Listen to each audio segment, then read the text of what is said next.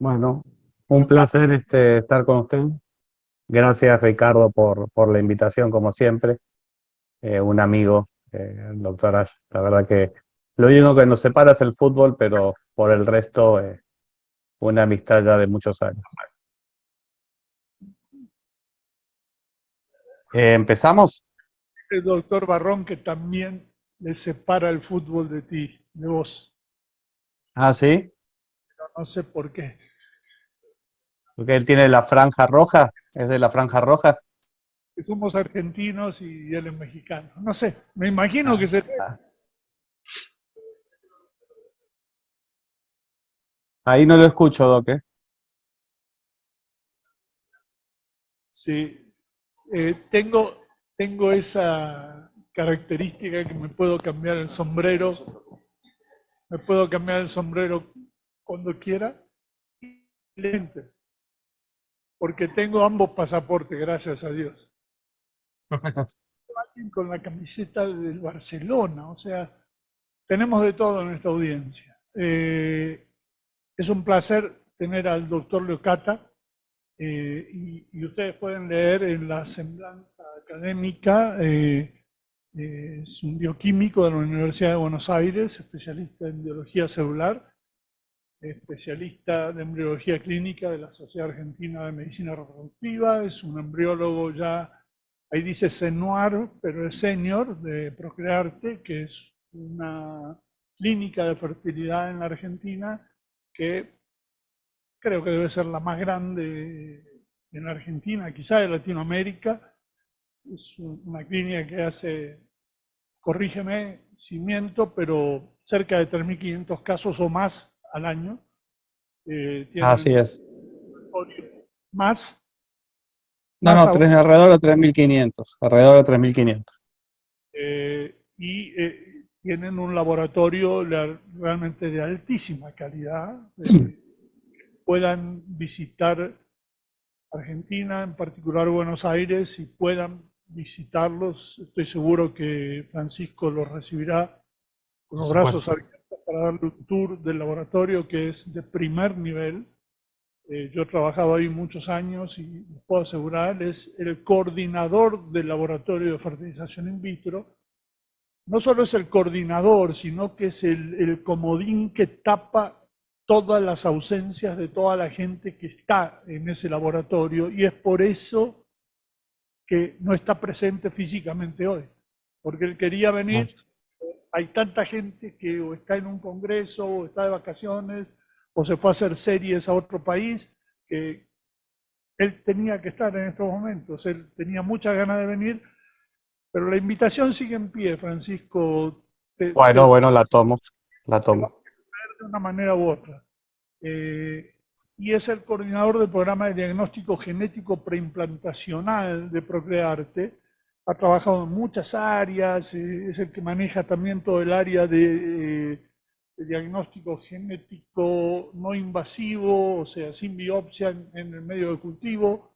Eh, es, es un tipo excepcional. Alguien como yo, que ha trabajado en tantos lugares en el mundo y con tantos distintos biólogos o embriólogos, uno sabe con lo que se encuentra muchas veces, y no muchas veces son gente de mucha amabilidad, quizá por la cantidad de trabajo que tienen, y muchas veces las respuestas a preguntas que los clínicos le hacemos son un poquito ríspidas y no con el tiempo necesario que quisiéramos nosotros tenerlo.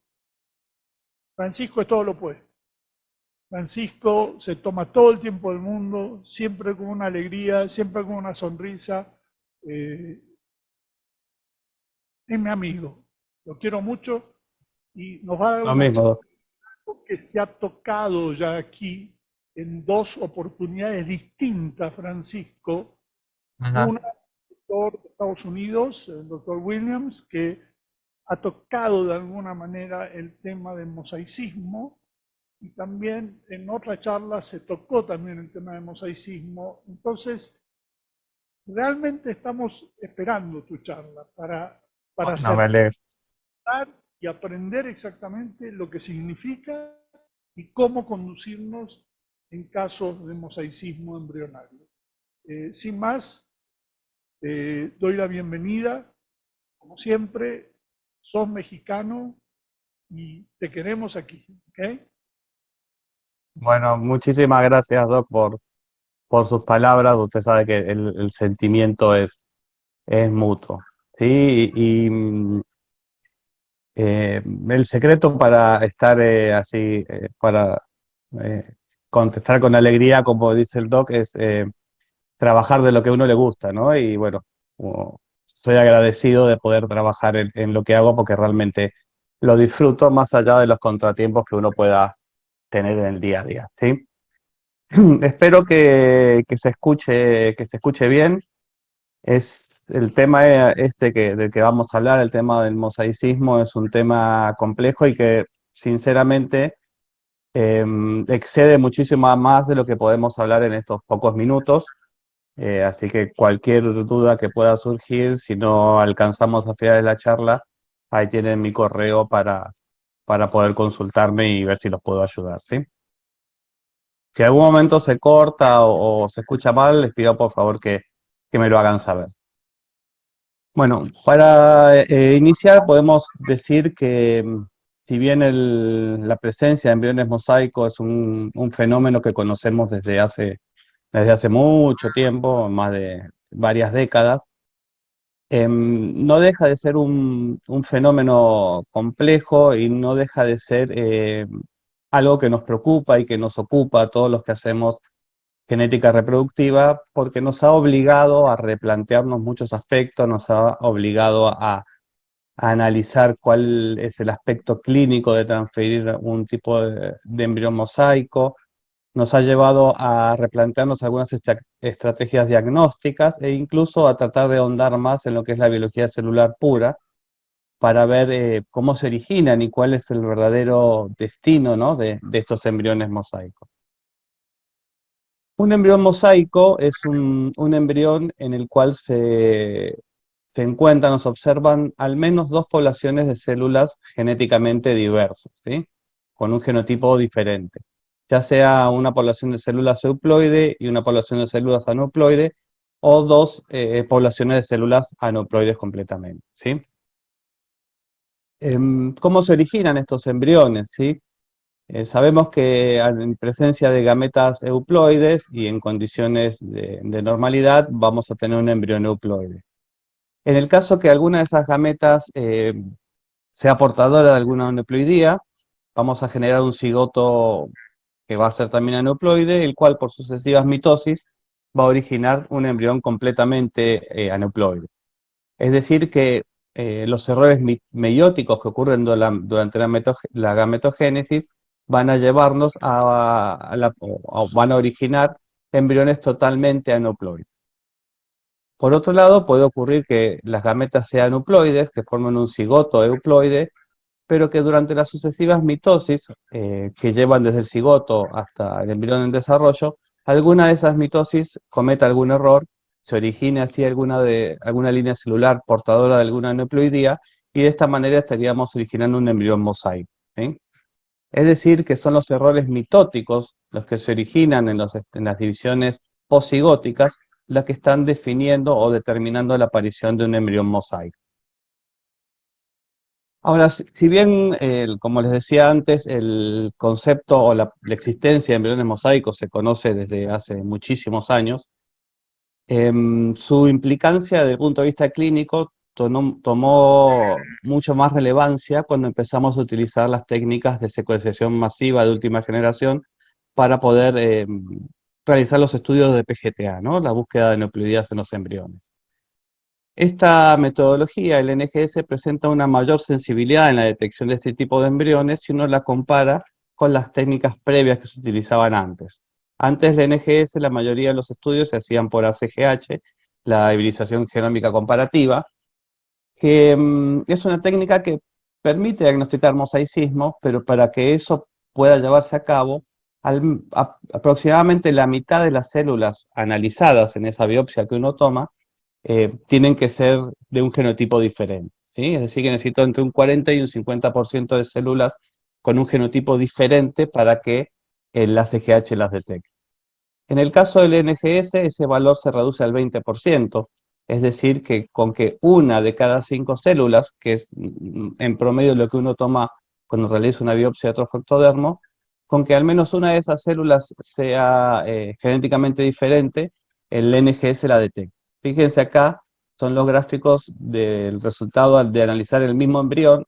Si bien en el ACGH se observa una pequeña variación con respecto a la normalidad, que es la línea verde, en un ojo poco experto, esto puede pasar desapercibido, pero en el NGS la diferencia es realmente notoria y permite mucho más fácilmente la evidencia, que se tome evidencia, ¿no?, de esta alteración. Otro concepto que vale la pena remarcar, o que es importante remarcar, es la decisión que se tomó desde un punto de vista práctico de clasificar los embriones mosaicos en dos tipos, ¿sí? Los que son embriones con mosaicismo de alto grado, es decir, que en esa biopsia que yo tomé hay una alta cantidad de células aneuploides, vamos a decir, diferente de lo que ocurre con el mosaicismo de bajo grado, donde las células aneuploides son pocas dentro de esa biopsia que uno toma, ¿sí?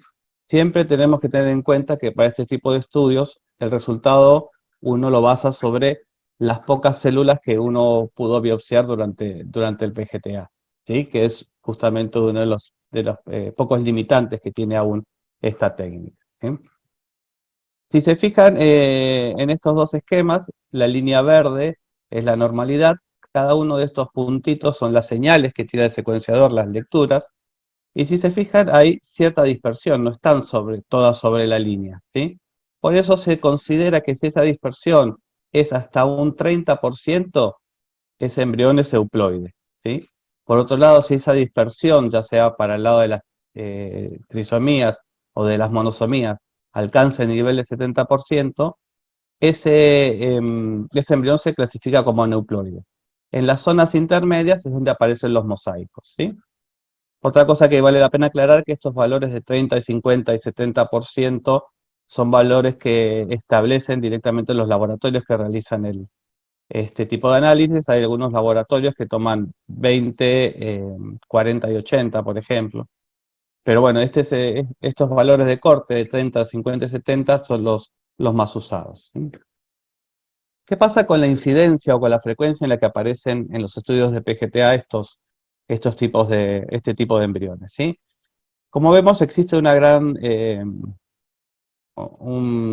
umbral de porcentajes establecidos, ¿sí? Una gran variabilidad que depende de los centros, de las clínicas, ¿sí? Y de los laboratorios diagnósticos también, ¿sí? Si uno estudia o lee eh, trabajos multicéntricos, van a ver que por más que el análisis genético se realice en el mismo centro de referencia, en el mismo laboratorio de referencia, las clínicas en forma individual van a tener diferentes porcentajes de mosaicismo, ¿sí? Porque la aparición de este fenómeno tiene variabilidad debido a causas tanto técnicas, referidas al diagnóstico en sí, dependiendo del laboratorio que realice el diagnóstico, y a causas biológicas que están más relacionadas tal vez con las condiciones de cultivo, ¿no? Biológicas en cuanto al desarrollo del embrión. Lo que sí se acepta es que el porcentaje de mosaicismo es mucho mayor en los embriones clivados que en los embriones en estadio de blastocisto, seguramente por el mecanismo de selección que de alguna manera está limitando que muchos de esos embriones clivados progresen hasta el estadio de blastocisto, ¿sí? Fíjense acá, esto es un resultado que está en la página de Cooper Genomics, que es uno de los laboratorios más grandes en lo que es genómica reproductiva. Y ellos en el 2015, esto sigue estando en la página del laboratorio, no ha sido actualizado, luego de analizar aproximadamente 10.000 embriones, o más de 10.000 embriones, ellos comprueban un mosaicismo de alrededor del 18%, ¿sí? La Sociedad Internacional de PGD, ¿sí?, en el 2019, en su comunicado de 2019, plantea estos niveles del 2 al 4%, según las clínicas, y menciona que la mayoría de las clínicas tienen niveles entre 10 y 20, ¿sí? En Procrearte, luego de varios años y luego de analizar 2.900 embriones, tenemos una tasa acumulada de mosaicismos de alrededor del, o menor al 10%, 9,8%, hoy en día es más cercana al 9,7%, ¿sí? Pero siempre es un nivel digamos, que está dentro de lo estándar, ¿sí? Como ven, hay una gran variabilidad entre los centros, lo cual hace que la evaluación del concepto, ¿no? O de la problemática del mosaicismo embrionario sea aún más compleja todavía, ¿sí?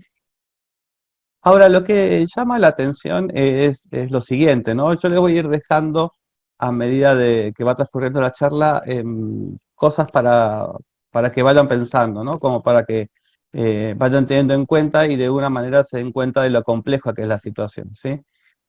Si uno obtiene, los estudios de PGTA muestran una tasa relativamente alta de mosaicismo embrionario, ¿sí? Pensemos en aquellas pacientes que se transfieren luego a un procedimiento de fertilización asistida en ausencia de un estudio genético, ¿sí? En el caso de Procrearte dijimos que tenemos un 10% de embriones mosaicos, quiere decir que hay chances que el 10% de los embriones no estudiados genéticamente que se transfieren en Procrearte sean mosaicos, ¿no? Por una cuestión estadística.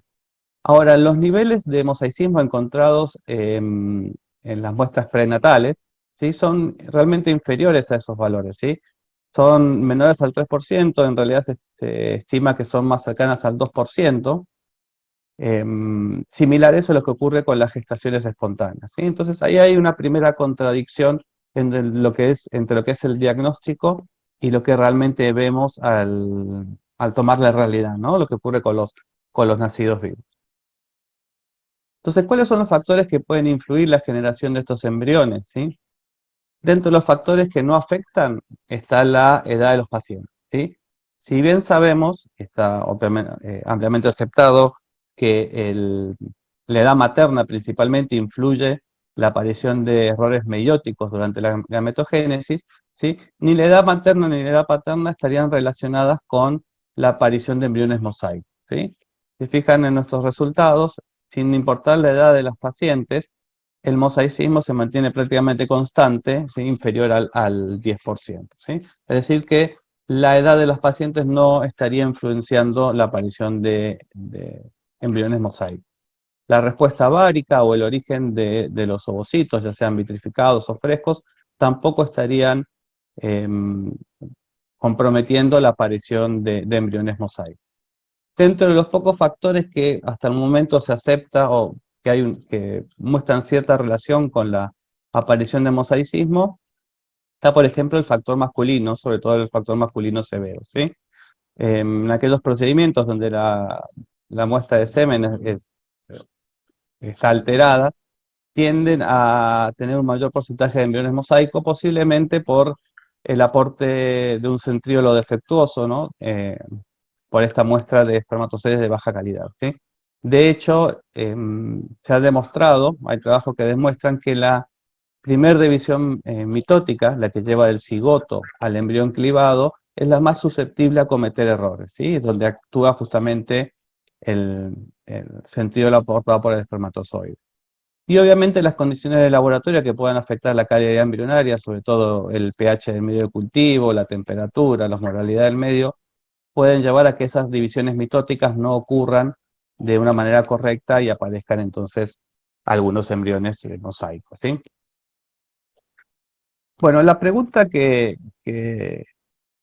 nos hacemos, bueno, o que nos hicimos desde el momento cero que empezaban a aparecer este tipo de embriones, en gran medida, ¿no? Porque si bien se conocían, al utilizar el NGS empezamos a encontrar que 2 de cada 3 informes tenían un embrión mosaico, entonces empezamos a pensar qué hacer con esto, qué representaba esto, ¿no? Entonces la primera pregunta es si estos embriones se pueden transferir, ya que obviamente representaban o generaban una preocupación de que esta aneuploidía se transfiriera, ya sea a la placenta, en el caso de que fuera una aneuploidía presente solo en el trofectodermo, y al transmitirse a la placenta generar algún tipo de complicación durante el embarazo, como restricción del crecimiento o la insuficiencia placentaria, Y por otro lado nos hacía pensar si esa aneuploidía, por más que estuviera en mosaico, estaría presente en el macizo cerebral interno y de alguna manera comprometer también el desarrollo o la salud del bebé, ¿no? Hay un gran número de enfermedades que se relacionan, ¿no?, con la aparición o con la presencia de mosaicismos en determinados tejidos, no solo el aborto espontáneo, ¿sí?, sino, como ven ahí, algunos casos de retraso mental y malformaciones congénitas, autismo, esquizofrenia, enfermedades autoinmunes, Alzheimer. Y como ven, son enfermedades que no se presentan en los primeros años de vida, ¿no? Y tampoco se debe a la presencia de embriones, perdón, de células mosaicas, de tejidos mosaicos, perdón, que pueda ser detectado en sangre periférica, como ocurre normalmente en los estudios que se hacen en los nacidos vivos. ¿Sí? En el caso del Alzheimer hay un mosaicismo en células cerebrales, pero que no necesariamente va a aparecer en un cariotipo de sangre periférica, ¿no? Entonces, todo esto hace que sea más complejo después evaluar la seguridad, ¿no?, de transferir este tipo de embriones, tomando como punto de análisis el bebé nacido, ¿no? Todo esto hace que los embriones o la transferencia de este tipo de embriones siga en continuo debate. Sé que hace un par de semanas en Ciudad de México hubo un debate sobre si convenía o no transferir este tipo de embriones. Lamentablemente no pude acceder a los videos, así que realmente me hubiera gustado ver cuáles eran las posturas, si bien yo tengo mi postura tomada, pero hubiera sido bueno ver cuáles eran los argumentos de cada grupo, ¿sí?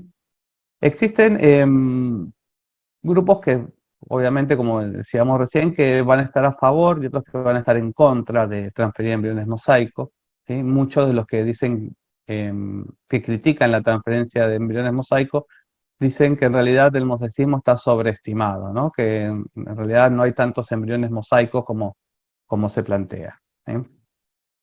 En el 2021, TREF y colaboradores, bueno, publicaron un trabajo donde justamente se habla de los malentendidos, ¿no?, con respecto al diagnóstico de embriones mosaicos, y ahí muestran esta tabla donde listan 25 estudios relevantes, ¿sí?, en los cuales se transfieren embriones mosaicos, sumando un total de casi 2.800 embriones. Como ven, los resultados obtenidos, en algunos casos el- el objetivo era el nacido vivo, en otros casos era el embarazo, pero los resultados son muy variables, ¿sí? Si bien son relativamente bajos, ¿no? Hay unos del 50%, bueno, estos del 100% tienen un N muy chiquito como para tenerlos en consideración, pero son relativamente bajos. Y se fijan, hay un solo trabajo, o un solo reporte, que es el de Carman, en el cual se evidencia la presencia de un mosaicismo embrionario en el nacido, ¿sí? En este caso se trataba de un embrión que tenía una monosomía del 35% para el cromosoma 2, para el cromosoma completo, ¿sí? Es decir, que había algunas células que tenían monosomía de cromosoma 2 y otras que tenían disomía de cromosoma 2. Este bebé, si bien nació con fenotipo normal, cuando se realizó el cariotipo en sangre periférica, se comprobó la presencia de un 2% de mosaicismo del mismo cromosoma 2, ¿sí? Ahora, si uno toma el total de estos embriones, ¿sí?, casi 2.800 embriones, uno solo generó un nacido vivo con portador de la monosomía, lo cual representa un 0,04% del total de los embriones transferidos, ¿sí? Lejos o 100 veces menos que ese 3% de mosaicismo que se observa en las gestas generales, ¿no?, en ausencia de, de estudios genéricos, ¿no? O sea, uno en ese caso, está bien, uno puede decir, no necesariamente se están transfiriendo embriones mosaicos, pero en este caso, que el 100% de los embriones habían sido catalogados como embriones mosaicos, de los nacidos vivos, solo el 0,04%, perdón, del total de transferidos, solo el 0,04% generó o transmitió ese mosaicismo, ¿no?, al nacido vivo, ¿sí?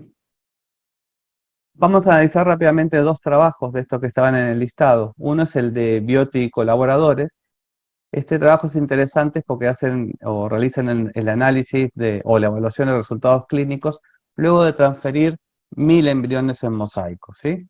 Es un estudio multicéntrico, abarca cinco clínicas, con una incidencia del mosaicismo también muy variable, entre el 11 y, y casi el 26%, ¿sí? Ellos hacen la evaluación de resultados clínicos luego de transferir estos embriones, y es importante notar que de este grupo, de estos 1000 embriones, casi el 95% de los casos se decide transferir el embrión mosaico, dado que no se tenían embriones euploides disponibles para transferir, ¿sí? Esto es importante a tener en cuenta. Lo que ellos observan, luego de estas 1000 transferencias, es que los resultados clínicos obtenidos al transferir embriones mosaico eran significativamente inferiores a los obtenidos al transferir embriones euploides, ¿sí? Sobre todo en el caso de que los embriones mosaicos o que el mosaicismo involucrara anomalías de cromosomas enteros. Cuando la anomalía involucraba en realidad partecitas, segmentos de determinados cromosomas, los resultados eran inferiores, pero superiores a los que involucran cromosomas enteros, ¿sí? Al aumentar el nivel de mosaicismo, es decir, mosaicismos de menor a mayor grado, las tasas, los resultados también empeoraban, ¿sí? Sobre todo cuando se trataba de mosaicismos que involucraban cromosomas enteros. Y por otro lado, si la anomalía involucraba más de un cromosoma, los resultados también eran peores, ¿sí? Es decir, que cuanto más compleja era la situación, cuanto mayor era el número de células afectadas y cuanto mayor era o más grave era la afección, el resultado era peor, ¿sí? Lo cual, desde cierto punto de vista, resulta hasta lógico, ¿no? Sobre esta base, los autores entonces piensan dos cosas, ¿sí? ¿Qué hacer con los embriones mosaicos? Si yo los considero como embriones euploides, estaría disminuyendo los resultados clínicos de los procedimientos porque no tienen los mismos resultados que un embrión euploide. Pero por otro lado, si los considero como embriones aneuploides, estaría descartando algunos embriones con cierto potencial, es decir, que también estaría disminuyendo el, el potencial, ¿no? Eh, la eficacia del procedimiento de fertilización asistida, ¿sí? Por eso ellos proponen, y esta es la postura que tiene la mayoría de los grupos, es clasificar a los embriones mosaicos como un grupo aparte, una categoría aparte, diferente de euploides y aneuploides, sabiendo que tienen resultados reproductivos intermedios, ¿sí? Son inferiores los resultados con respecto a células euploides, pero son superiores a transferir embriones aneuploides, ¿sí? Tienen cierto grado de éxito. Ahora bien, este y muchos trabajos que realizan esta misma experiencia de transferir embriones mosaico en ausencia de embriones euploides, tienen desde el punto de vista estrictamente científico un gran sesgo, ¿no? Que es que estamos transfiriendo justamente pacientes que tienen al menos un pronóstico reservado, ¿sí? Son pacientes o que no fueron capaces de generar embriones euploides o que ya transfirieron los embriones euploides que tenían sin lograr tener un embarazo evolutivo, ¿sí? Es decir, que no son pacientes de buen pronóstico. Y esto es lo que trata de evitar el grupo de Capalvo y la gente de Genomics con este trabajo. En este caso también se trata de un ensayo multicéntrico, prospectivo, no selectivo y doble ciego, en el cual lo que los autores deciden, con consentimiento de los pacientes que participaban en este estudio, tomaron la decisión de reportar algunos embriones con mosaicismo bajo o medio directamente como euploides, ¿sí? De manera tal que la selección de transferir esos embriones o uno realmente euploide se basaba únicamente en los criterios morfológicos de los mismos, ¿sí? Se transfería el, el embrión de mejor morfología, ¿no? De mayor calidad. Entonces ellos dividen o dividen, trazan tres grupos de estudio: los que tenían los embriones euploides, los que tenían los embriones con mosaicismo bajo, pero que fueron reportados como euploides, y los que tenían mosaicismo medio, reportados como euploides. No encontraron diferencia significativa en los parámetros clínicos, ya sea de tasa de embarazo, tasa de aborto o tasa de nacido vivo entre ninguno de los grupos, ¿sí? Al analizar los materiales de aborto, si bien fueron pocos, tampoco se encontró la presencia de algún tipo de aneuploidía, con lo cual se estaría concluyendo que los abortos no fueron causados por presencia de aneuploidía. En el caso de los bebés nacidos, los resultados obstétricos y neonatales fueron similares. Los bebés analizados por cariotipo también presentaron cariotipos normales, ¿sí? Es decir, que no habría diferencia en cuanto a los resultados de ningún tipo entre transferir embriones suploides o embriones con un mosaicismo bajo y medio, ¿sí? Con lo cual ellos concluyen que la transferencia de embriones mosaico con mosaicismo bajo y medio, desde este punto de vista sería una práctica segura. Ahora bien, nosotros partimos de la base que tenemos un embrión mosaico, ¿sí? Y como vemos, lo que nos marcan, sobre todo este último trabajo de Capalvo, transferimos un embrión mosaico y no tenemos ni una placenta con mosaicismo, ni un bebé con mosaicismo. ¿Qué pasó con ese mosaicismo? Es la pregunta, ¿no? ¿Qué pasó con esas células aneuploides? ¿Sí? Una posibilidad es una teoría que ya cuenta con bastantes adeptos y que es reconocida o planteada más que reconocida desde hace muchos años, que es la de la autocorrección embrionaria o el autosalvataje en realidad embrionario, que se basa en la capacidad que tendrían los embriones de aislar, de separar las células aneuploides, dejándolas por fuera, ¿sí? Los que trabajen en un laboratorio y vean fotos de embriones de blastocistos, van a ver muchas veces que entre la zona pelúcida y el trofectodermo se ven algunas células aisladas que quedaron fuera del blastocisto formado. Y esto es lo que estaría ocurriendo en una menor medida, ¿no? Acá. Uno de los grupos que más eh, promulga este fenómeno de autocorrección es el grupo de Magdalena Cernica-Goetz, ¿sí? Es un grupo que trabaja en biología del desarrollo con modelos animales, que realiza unos experimentos de biología celular realmente muy lindos. Ellos plantean un modelo de embriones de ratón tratados con una droga llamada reversina que induce la formación de aneuploidías por alteración durante las metafases previas a las divisiones, ¿no? Entonces, tratando embriones de ratón con esta droga, ellos generan embriones 100% aneuploides que comprueban que pueden progresar hasta el estadio de blastocisto y que pueden implantarse en una madre gestante, pero que no desarrollan más allá de los estadios postimplantatorios tempranos, ¿sí? Es decir, que abortan rápidamente.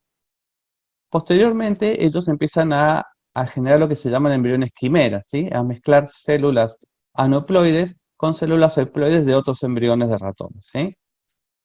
Y lo que comprueban es que al ir aumentando la cantidad de células euploides, iba aumentando la capacidad evolutiva de esos embriones, ¿sí? En el caso del modelo de ellos, cuando llegan a una relación 1 a 1, es decir, cuando hay una célula euploide por cada célula no euploide, estamos ante la presencia de un completo rescate de la aneuploidía, ¿sí? Los resultados en cuanto a resultados reproductivos de estos embriones son iguales a los obtenidos al transferir embriones completamente euploides. Es decir, que habría un número determinado de células euploides necesarias para que ese embrión pueda desarrollarse dejando de lado estas células aneuploides, ¿sí? Desarrollarse de una manera tal que pueda generar un nacido vivo con ausencia de las aneuploidías. Posteriormente, lo que hacen es sacrificar a algunos de estos animales, estas hembras preñadas, estudiar los fetos para ver qué había pasado con las células aneuploides y comprueban una gran disminución del porcentaje de estas células. Y esta disminución ocurría a través de mecanismos diferentes según el linaje celular, ¿sí?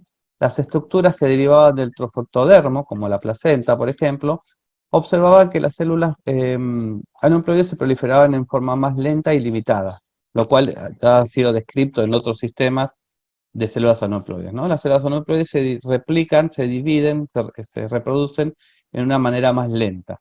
de tal manera que quedarían cada vez más diluidas frente a la población de células normales que van proliferándose a velocidad normal. En el caso de las estructuras derivadas del macizo celular interno, como el epiblasto, lo que comprueban es una alta tasa de mosaicismo, de apoptosis. Es decir, que estas células aneuploides estarían sufriendo apoptosis en mucha mayor medida que las células normales, ¿sí? De esta manera, el embrión y el feto derivado de ese embrión desarrollarían mecanismos que le permitirían, si el número de células aneuploides no es demasiado elevado, ir eliminándolas y poder desarrollarse normalmente, llevando un nacido vivo saludable, ¿sí? Otra posibilidad de que esto ocurra, ¿no? De transferir embriones mosaico y generar productos con ausencia de embriones mosaico, es la presencia justamente de falsos positivos, que es lo que plantean muchos de los grupos que, que descreen un poco los resultados obtenidos eh, por los trabajos publicados, ¿no? Muchos de estos autores dicen que los resultados positivos obtenidos al transferir embriones mosaicos en realidad se debe a que esos embriones no eran verdaderamente embriones mosaicos, ¿sí? Y es ahí donde se plantea otra problemática en este mundo de los embriones mosaicos, ¿no? Es poder distinguir realmente lo que es un embrión mosaico real de lo que es un mal diagnóstico, ¿sí? Lo que llamamos un artefacto técnico. Y muchos autores aceptan, incluso autores de renombre como Mina Popovic o Fragoli, aceptan que realmente hay un gran número de embriones, o ha habido un gran número de embriones diagnosticados falsamente como embriones mosaicos, ¿sí? Marín, en su publicación del 2021, hace una revisión sistemática de varias publicaciones en las cuales se rebiopsiaron y se volvieron a estudiar embriones que habían sido diagnosticados previamente como mosaico y vieron que la mayoría de ellos realmente no eran mosaicos, ¿sí? Por eso muchos autores prefieren no usar el término eh, embrión mosaico, sino hablar más bien de embriones con un número intermedio de copias para un determinado cromosoma, ¿sí? No son embriones ni que tienen uno, ni dos, ni tres copias de cromosomas en función de la biopsia estudiada, ¿sí? Sino que tienen el resultado o que determina las secuenciaciones que tienen 2,6, 1,5 copias de cromosomas, lo cual, digamos, es una cuestión de interpretación. No es posible tener 1,5 cromosomas, ¿sí? Pero tomando la población de células quiere decir que no hay una monosomía completa ni una disomía completa dentro de esa población.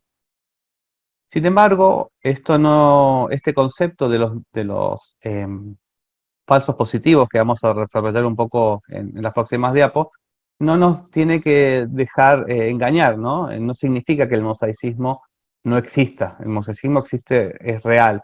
Ya lo veíamos cuando hace muchos años estudiábamos embriones completos por FISH. Ahí se veía claramente que había algunas células, eh, que los embriones podían tener células con diferentes genotipos, ¿sí?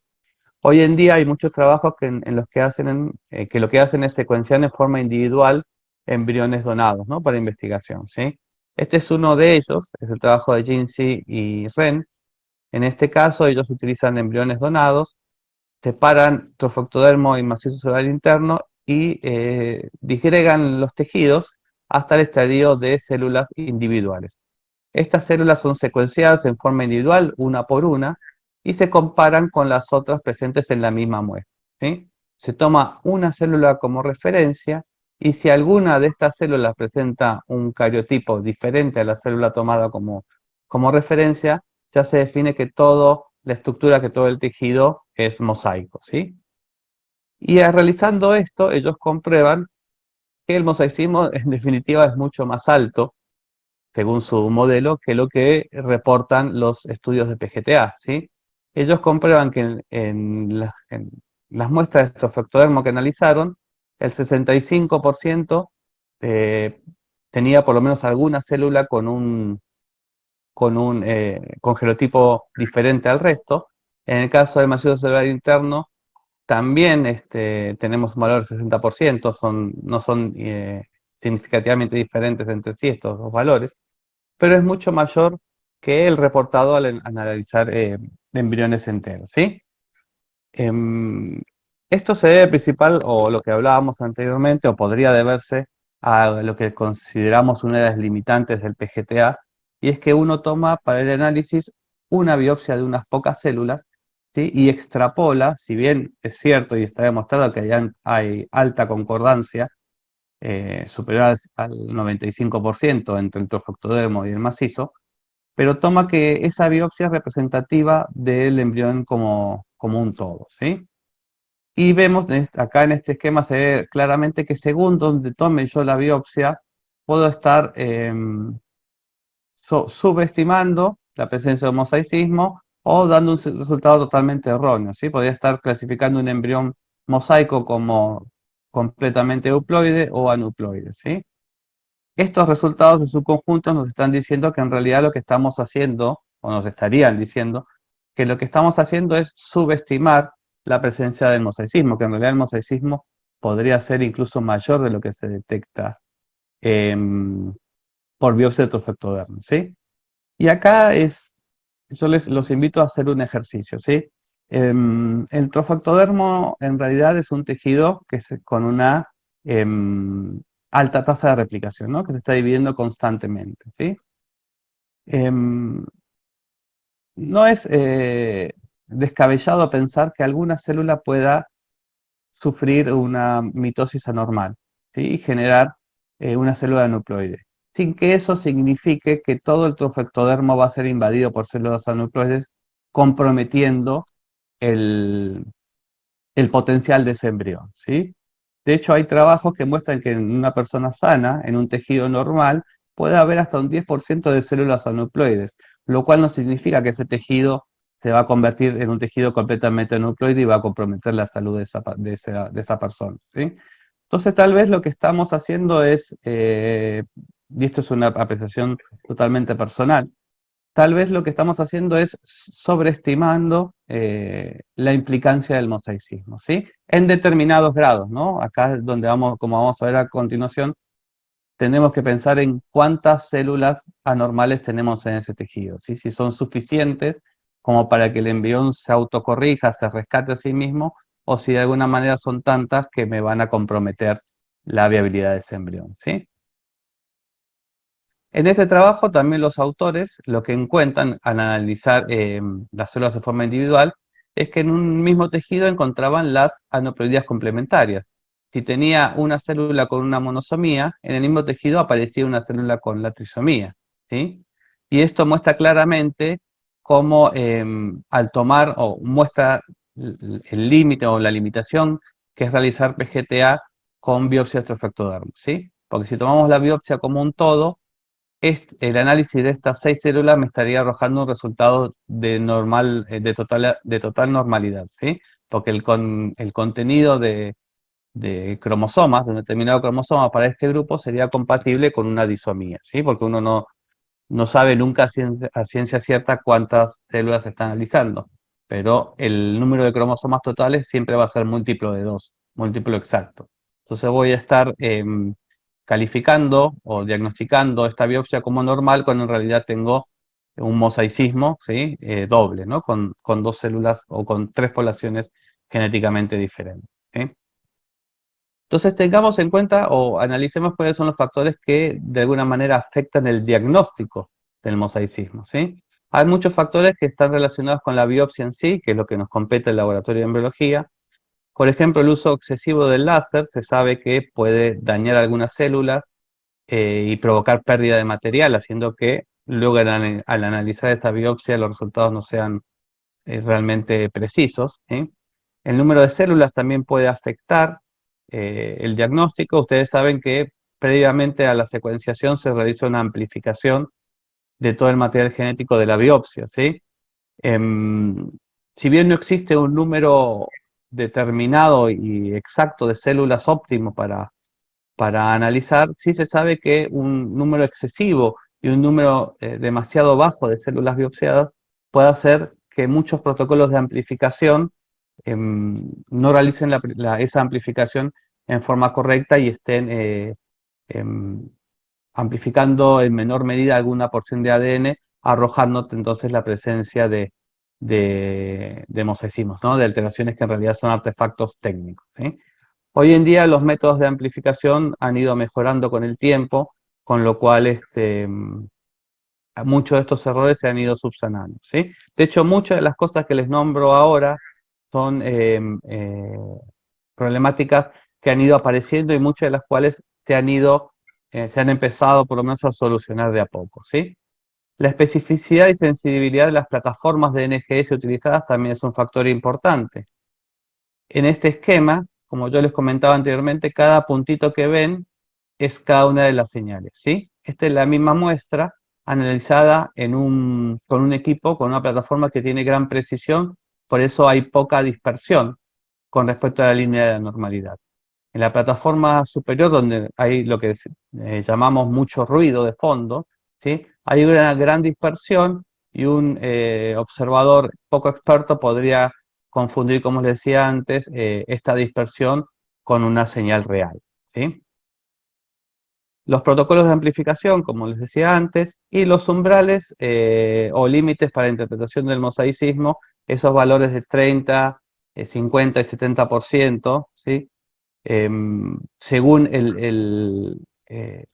la plataforma y según el protocolo que uno tenga de análisis, modificar esos valores puede ser o nos puede llevar a unos resultados más confiables, ¿sí? Si queda tiempo hacia el final de la charla les muestro la experiencia que hemos tenido en Procreate al respecto, ¿sí? Entonces, lo primero que tenemos que decir es que necesitamos mejores métodos que nos generen menos o que nos lleven a la aparición de menos falsos positivos, ¿sí? Y acá lo primero que les puedo mencionar es algo que ya viene abarcando gran parte de lo que hacemos en nuestra vida cotidiana, que es la utilización de la inteligencia artificial, ¿sí? La inteligencia artificial en PGTA tendría como función principal determinar si estas señales tan lejos de la normalidad son realmente señales debidas a la muestra o si son dispersiones debido a la plataforma, al protocolo que estoy llevando a cabo, ¿sí? Esto entonces es lo que haría la inteligencia artificial. Este año salió la publicación de Buldo Licciardi, en el cual comparan la interpretación de resultados de NGS en forma subjetiva a través de un operador y a través de dos plataformas de inteligencia artificial. Lo primero que comprueban es que las plataformas de inteligencia artificial son capaces de reportar o reconocer un mayor número de embriones euploides que lo que hace la forma subjetiva, ¿sí? A expensas principalmente de disminuir el nivel de mosaicismo, ¿sí? Por la experiencia que yo tengo con los años me he dado cuenta que en realidad lo más fácil es confundir embriones mosaicos con euploides, ¿sí? Es muy poco probable que se confundan embriones mosaicos con aneuploides. Por eso las variaciones van a ser siempre en este sentido, ¿sí? Aumento de la euploidía con disminución del mosaicismo, ¿sí? Al analizar los datos clínicos producto de estos diagnósticos, ven que el efecto clínico se observa principalmente en una disminución en la tasa de embarazo bioquímico y una mayor tasa de ongoing pregnancy o de nacidos vivos al utilizar las plataformas de inteligencia artificial, ¿sí? Los autores lo que proponen que justamente la inteligencia artificial lo que nos va a asegurar es una mayor precisión en el diagnóstico de las euploidías, aneuploidías y de embriones mosaicos. Entonces, sobre esta base, ¿podemos concluir si podemos transferir embriones mosaicos? ¿Sí? A esta altura, yo lo que creo que lo que está mal es la pregunta, ¿sí? Yo lo que creo que no, la pregunta no sería si podemos, ¿sí? Porque en realidad la bibliografía ha demostrado que hay ciertas ocasiones en las que ha sido exitoso y beneficioso transferir embriones mosaicos. La verdadera pregunta es esta, es ¿qué embriones mosaico podemos transferir? ¿Sí? Y para esto han salido publicaciones de varias de las sociedades científicas más importantes, como la SRM, la Sociedad Internacional de PGD, la COGIN. Todas hacen recomendaciones justamente para el manejo clínico de los embriones mosaicos, ¿sí? Tienen diferencia entre sí estas publicaciones, estas guías, pero la mayoría o todas concuerdan en que la elección de un embrión mosaico debe realizarse únicamente en ausencia de embriones euploides y que debe contarse con el consentimiento de los pacientes. ¿Sí? Los pacientes deben estar informados de que esto se va a hacer. ¿Sí? Todas las publicaciones también establecen guías para la selección de los embriones a transferir, ¿no? Para priorizar qué embriones transferir, que tienen en cuenta principalmente, que se prefiera transferir embriones con mosaicismo de bajo nivel, en general que tengan mejor monosomías que trisomías, ¿sí? A su vez se arma un ranking de cromosomas involucrados según el efecto de la anomalía que ese cromosoma puede llevar al desarrollo del embarazo y del nacido vivo, ¿sí? No quiero entrar en detalles porque esto depende de de cada uno de los centros qué práctica, qué guía tomar, ¿sí? Pero sepan que existen recomendaciones que los van a ir guiando para la elección o determinar si un determinado embrión mosaico es factible de ser transferido o no, ¿sí? Hace un par de años salió esta publicación de Grati, que también generó gran revuelo y que es bastante aceptada y seguida y recomendada por muchos autores. Esta publicación lo que hace es establecer también una categorización de embriones mosaico, un riesgo, mejor dicho, para transferir embriones mosaico, sobre la base de resultados observacionales, ya que ellos lo que hacen es evaluar los resultados de funciones vellosidades coriónicas, del análisis de productos de concepción, de gestas espontáneas, ¿sí? Entonces evalúan las anomalías presentes en esas muestras, con qué fenotipo se correlaciona, y en base a eso establecen qué anomalías y de qué cromosomas son más seguras, entre comillas, de transferir, ¿sí? Teniendo sobre la base de todo esto, acá deberíamos introducir lo que es una pata importante de lo que es cualquier estudio de PGTA y es la consulta con el genetista, con el médico genetista, ¿sí? Ya que es él, juntamente con los pacientes, los que tienen que tomar la decisión de si es conveniente o no transferir un embrión mosaico.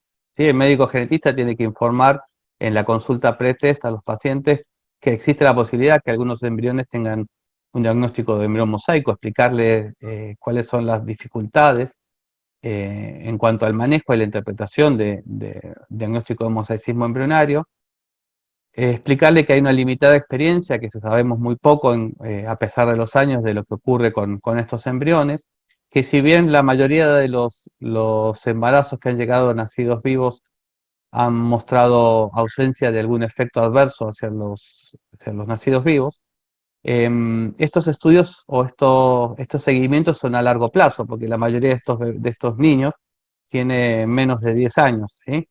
Y como vimos, hay muchos síndromes relacionados con la presencia de mosaicismo que en realidad se expresan más adelante en la vida, ¿no? Entonces, es como que es inocente hasta que se demuestre lo contrario, ¿no? O sea, por ahora no se han demostrado ningún tipo de afección en estos nacidos vivos, pero tenemos que seguir evaluando con el correr del tiempo, lo cual también resulta muy difícil en muchos casos, y esto lo digo por experiencia propia. Nosotros en Procrearte a lo largo de los años hemos transferido un total de 5 embriones mosaicos en 4 años, ¿no? Que llevamos llevando este control.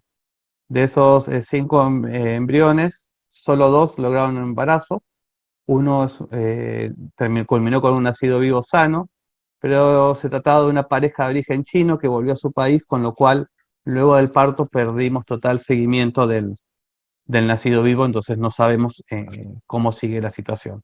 Otros se trata de un embarazo que está en curso y ya la paciente expresó su deseo de no realizar ningún tipo de estudio prenatal, así que tendremos que esperar al nacimiento, por lo menos para tener algún tipo de evaluación sobre el nacido vivo, ¿sí? Pero hasta ahora los parámetros son normales, ¿sí? Para concluir, bueno, podemos, en realidad, a título de resumen, decir que el mosaicismo embrionario existe, ¿sí? Que eso no se puede discutir, pese a que hay una gran cantidad de embriones que han sido diagnosticados como embriones mosaico erróneamente, ¿sí? Debemos mejorar las condiciones de diagnóstico, las condiciones de laboratorio de biología molecular, desarrollar nuevos protocolos que minimicen esta incidencia de falsos positivos, que a pesar de eso, las transferencias de embriones mosaico realizadas hasta el momento parecerían ser seguras, ¿sí? Si bien desde el punto de vista, digamos, a uno siempre le va a le va a generar un conflicto, ¿no? Hasta que esto no esté totalmente demostrado internamente, siempre vamos a tener alguna duda, ¿no? De si es seguro o no transferir estos embriones, pero hasta el momento los resultados mostrarían que sigue siendo seguro en determinados casos, ¿no? En caso de mosaicismo de bajo grado con determinadas características, ¿sí? Y que los reportes que tenemos en cuanto justamente a la seguridad de estos embriones con respecto a los nacidos vivos es limitada, ¿sí? Y ahora sí, para terminar, les quiero mostrar este gráfico donde se demuestra la decisión que toman los pacientes frente a la presencia de embriones mosaicos luego de la consulta con el genetista, ¿sí? Si se fijan, la mayoría deciden empezar un nuevo ciclo, esto es una publicación en 2018, ¿no? Deciden empezar un nuevo ciclo, pero un gran porcentaje decide transferírselos igual, ¿sí? Lo interesante, y es concuerda con lo que veníamos viendo, los pacientes que deciden realizar un nuevo ciclo tienen más probabilidades de lograr un embarazo que aquellas que deciden transferir el embrión mosaico, ¿sí? Bueno, nada más por ahora, muchas gracias y como dijo el doctor Ash, los invito a que si vienen a Buenos Aires se acerquen a Procrearte, que está ubicada justo en el centro de la capital, en el barrio de Almagro, y que vengan a conocer nuestra clínica, ¿sí? Y bueno, estoy para las preguntas que puedan tener. Muchas gracias.